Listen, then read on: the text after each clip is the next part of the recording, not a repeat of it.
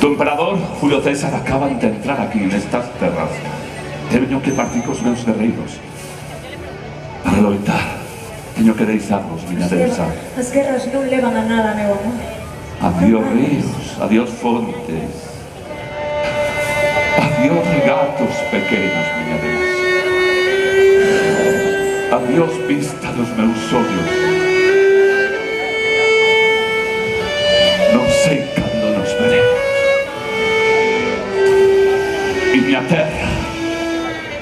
miña terra, terra donde eu me criei, portiña que quero tanto, figueiriñas que plantei, prados, ríos, arboredas, pinares que movento, pasariños piadores, casiña do meu contento, muiño dos castañares que eu lle daba ao meu amor, caminiños entro mí, adeus por sempre, adeus, miña deusa.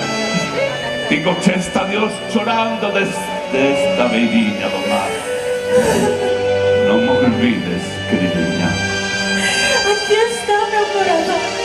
Estes son os meus sonhos que caben na palma das nosas mãos. Non me deixen. Teño que partir, miña deusa. Non vayas. Teño que partir. Non. Energy. Evo. Adeus, miña deusa. Adeus. Adeus, miña deusa. Adeus. Adeus. Evo. Vamos.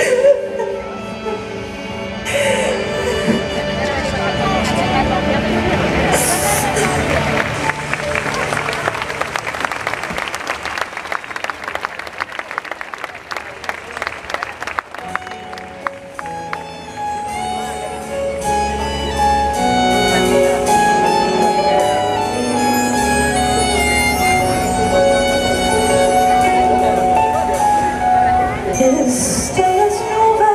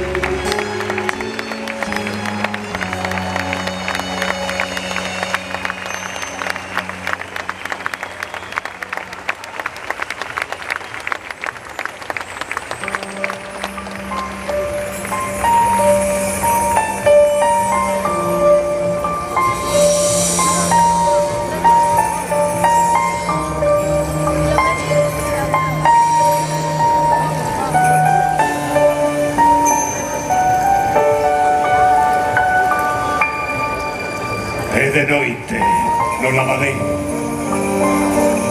e as mulleres de Keltia lavan as sábanas, as armaduras, as roupas ensanguentadas con marchas que nunca saen